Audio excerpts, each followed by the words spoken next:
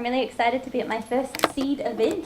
You all look really nice and happy and healthy, and yeah, I'm looking forward to talking to you all. So, as Kendall was beautifully saying, I am Tish, or Mrs. Coconut. Currently, my playground is running a coconut yogurt business, which is not anything I ever imagined I would be doing. So I guess some people have a more straight career path, and mine is kind of like a squiggly wiggle. So I thought I'd start off by just telling you a little bit about the Raglan Coconut Yoghurt journey so far, and then I'm going to pull out 3 insights that have sort of stood out for me along the way. So how it all began? It all began with this guy. This is Seb, Mr. Coconut. Hello, honeys. There he is. So we noticed that maybe like 4 years ago, he was waking up every morning all snotty and all in his nose, and someone said to us, oh, that might be dairy. And then we thought, okay, we'll try transitioning dairy out of our diet. But we ate quite a lot of dairy at the time, so we're big ice cream fiends and cheese and yogurt and all the things. And the thing that we didn't want to give up was yogurt. We love yogurt. So I thought, oh, well, how hard can it be to make dairy-free yogurt? There wasn't anything around that I could buy, so I just started fiddling around the kitchen, trying out different things. And after a few months of experimenting and a lot of really weird yogurt, we ended up with a coconut yogurt that was actually really delicious. And we were like, wow, this is even better than what we were having before. So it all would have ended there with that, except one day I made an extra big batch, so I had a couple of extra jars, and I thought, oh, I'll see if anyone wants to buy one. So I put up a post on our local Facebook notice board page. So on Raglan, pretty much everyone in the community is on this Raglan Facebook page. It's where you post like you're missing Jandal and you say, did you see my other Jandal? Or you're like, there's this dog standing outside my house. Is this your dog? And I put up these 2 jars, and within like a couple of days I had this huge list of people all saying, yes, I want a jar, save one for me, give one to my auntie, my sister, whoever. So I thought, okay, well this is a bit more than I signed up for, but all right, we'll make all these jars of yogurt. So I spent the whole weekend going around friends' houses, begging for jars, going to the recycle centre, getting all the jars, making all this yogurt, and Seb was hand cutting out little labels on paper and sticking them on the top with double-sided tape. We were very advanced. And then had all these people coming to pick up the yogurt from our garage, so our neighbours thought we were some sort of weed dealers because we were like, there's cash coming in the door, going out the door. And everyone just loved this yogurt, and they all told their friends, and then they told some shops, and then next thing you know, yogurt is taking over our lives. So we went from making 60 jars of yogurt to making 100 jars of yogurt, 200 jars of yogurt. We converted our surf van, Rosie, into like a yogurt mobile, picking up jars and dropping things off. We actually broke the bed base in the back by overloading it one day. We were hand applying all our labels, hand mixing these giant pots of yogurt, losing all the feeling in our fingertips from sticking all these sticky labels on. So the yogurt just kept going. And so then we started learning, how do we do this properly? We didn't know anything about running a food business. We'd never run a food business before. How do you get kitchen certification? How do you package things properly so they don't break? Working with logistics providers, getting into stores. I'm doing some tasting demos at Farrow Fresh and other shops. Finally got a labelling machine to save us all the pain of hand peeling things, which was amazing. And it just kept growing and growing, and we were learning and trying to keep up. So fast forward to today, so as Kendall was saying, we're in a lot of stores now. We're everywhere in New Zealand, doing a bit of exporting overseas. We've got 7 different flavours now, so a full range of different yummy coconutty flavours. Those are our 2 new ones we just launched a couple of months ago. Won a food award. That was nuts. We were only in our first 6 months. We had no idea what we were doing. And when we heard we were finalists, we were like, oh, what's the chances of us winning? So we thought, well, we'll write our acceptance speech as a rap, because we thought we'd never have to perform it. And then we actually won. And so we had to do this rap on stage. It was hilarious. And then Gemma was saying that she was at the Waikato Business Awards, and we'd sort of started something with the first rap, so we thought we'd do our next speech as a rap as well. So she was there for that.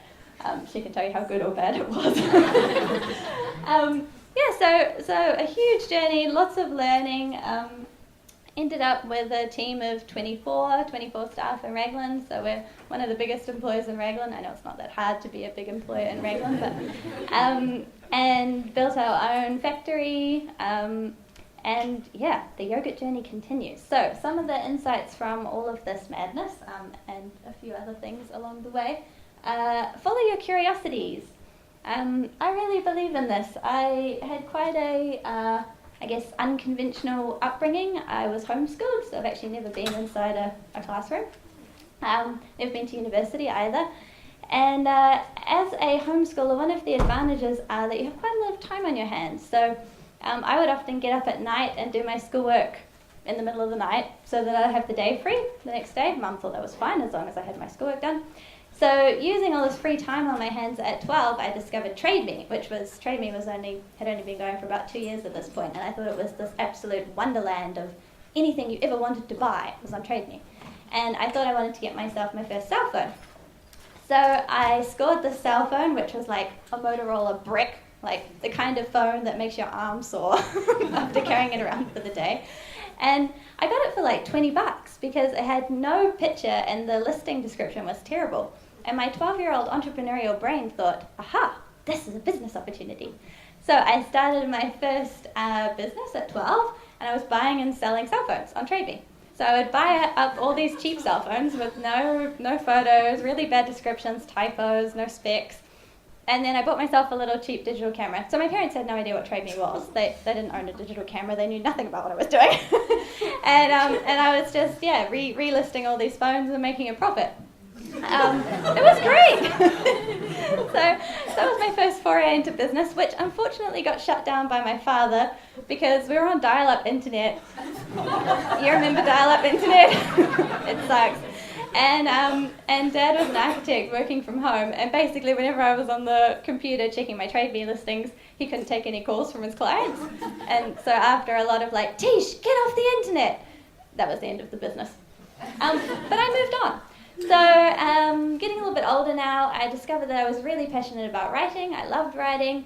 I was volunteering at the local library. This was when I was 14 or 15. I know this is a very uncool thing to do when you're 14 or 15, but did I mention I was homeschooled? so that's how I was spending my spare time.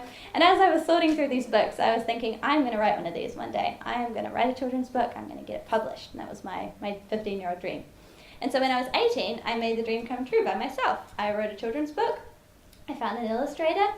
I used all of the savings in my bank account, so $3,000, to find a printer, do my first print run of these books, and I went door to door to shops, all the shops I could get to, on foot, and sold in these books. And it was a big learning experience. I didn't know anyone who had published a book, so I couldn't really ask anyone about it, so Google was my friend. And so that wasn't this book. That book was called Button Thief, but that book got spotted by an actual publishing company, and they said to me, if you ever write anything else, let us know. And so I wrote another book, Abigail Knightley, and it got a real publishing deal with an actual publisher. So that was a few years ago. And then moving on from that, I was 21, and I was writing my to-do list for the weekend. And I love lists. And I made a bit of a typo at the top of the list, so instead of writing to-do list, I wrote to-be list. I just kind of looked at it for a while, and I was like, wow, that's a really cool thought, a to-be list. Like, I'm always doing stuff. I want to think about being more. And so I was a massive goal-setting, list-oriented person, and I decided, okay, I'm going to keep myself accountable to this. I'm going to start a project where I think about things I want to be, characteristics I want to develop, values I want to have, and I'm going to have a blog, and it's just going to be for me. I'm not even going to share it with anyone, maybe my family, and I want to write 100 things that I want to be and reflect on those things. So I worked on this project for 5 years. For over 5 years. During that time I met Seb, and he was like, wow, this is really cool, I want to write some too, so he ended up writing 10 of them. And then when I got to 100, I sent the link to a publishing company in America. And they were like, this is awesome, we want to turn this into a book. I was like, wow, that's so cool. And so I spent a year editing this book and turning it into a manuscript. And it's now, published in America and distributed all around the States, which is kind of random because I've never been to the States. And it's not distributed anywhere in New Zealand. So that's the to-be list. And in amongst all of this, I had decided that I was really interested in the idea of travel writing. I just thought, the idea sounds awesome, right? Like, I get paid to go travel places and see things and do cool stuff. And so I started pitching a few magazines, travel story ideas. and ended up getting a few commissions and became editor of a travel magazine. But along the way of doing that, one of the stories that we did was in a yurt. So Steph and I went and stayed in a yurt and wrote about this yurt. And when we were in this yurt in the morning, we were looking around and we were like, wow, this is just magical. Like, there's something so cool about this yurt.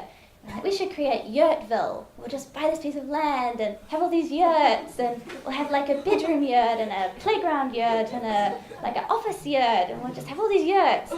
And so we had this idea, and that didn't quite come true. It would have been quite a lot of yurts. But we did end up buying a property in Raglan with a little house on it, and there was a perfect round yurt-like area down the bottom of the garden, and when we sold the property we were like, that's where our yurt's going to go. And so now there is a yurt on it, which I had very little to do with the building of it, really. Steph did all of that. But so we have that on Airbnb. So I guess out of all of this, just follow what makes you curious. You know, it might take years to pay off. It may never pay off financially, but you're going to enjoy yourself along the way. You're going to learn things. It's going to be a cool experience. I made no money on my first children's book, used my savings, but that wasn't the point, you know, and every little step leads to something else. So follow your curiosities. Insight 2, know you care and show you care. So Kendall was sort of touching on this. I've definitely been down that existential rabbit hole of what's my purpose, what's my meaning in life, how do I add value in the world. I feel like the playground part is quite easy. It's like, what do I enjoy doing, what is fun, and what lights me up. But the purpose part, that's quite hard. And I think for me, it just always comes back to something really simple. It's just know myself as well as I can. Just know myself, know what I care about, and help others. Show other people that I care. That for me is the meaning of life. Maybe too simple, but that's what it comes down to for me. So we've found ways to do this with the business. So by knowing, you know, what our values are and what our ethics are as people, we've been able to extend that to the business and the things that we do and the things we get involved with. So some of the things that we've done, we've slept on the street to raise money for homeless people. We got really passionate about helping the bees after watching a bee documentary, which was like, oh, well, the bees are dying, we need to save them. And we decided that we'd sponsor permaculture beehives for families around New Zealand, so people would apply through our website and then we'd send hives to people. We've planted a lot of trees along dairy polluted waterways with a group called Million Meters, really awesome social enterprise. We use recycled materials, local materials wherever we can. A friend of ours makes our aprons for our expos, things like that. And at the moment we're focusing on trying to encourage our customers to clean up 1 million pieces of plastic from all around the beaches all around New Zealand. So they do a beach cleanup, they report in with a photo how many pieces that they found, and we send them out a whole bunch of free yogurt, bags and gloves and things to help with the cleanups. So yeah, you can, with whatever you do, if you know what you care about personally, there's definitely ways that you can show other people that you care and make a difference. And also becoming a living wage employer, that was really important to us. We're the first living wage employer in Raglan. And yeah, rather than sort of paying the minimum that as an employer you can get away with, it's like, let's pay people a fair wage that they can actually live on and have a decent life. Another way to show that we care. So, know you care, show you care. Insight number 3, plan for your plans to change. Now this one has been really hard for me because I am a chronic planner. Seb can tell you that my Google Calendar is a work of art. I like to schedule things in advance. I love organizing things. I like ticking stuff off. But what I realized from running this business and from all the other things that I've done, nothing ever goes to plan. It doesn't matter how good your plan is. Something will come along right at the critical moment and just throw the whole thing out. So I've really learned to just adapt and go with what is happening. And I guess an example of that is with our first... Oh, well, that's not the example I was hoping for. We're missing a slide, but that's okay. With our kitchen, so we were hiring a kitchen to start with, and we needed to build our own facility, but finding somewhere to put it in Raglan was a nightmare because there's no commercial land or buildings in Raglan. So we had all these different options lined up, and we'd come this close, and then they'd fall through, and then this close, fall through. And we were just about to give up, and then the right building came along. And yeah, just that flexibility to know that things are not going to go to plan, and that's okay. So I guess to sum it up, don't take yourself too seriously. Definitely don't take the whole career path thing too seriously.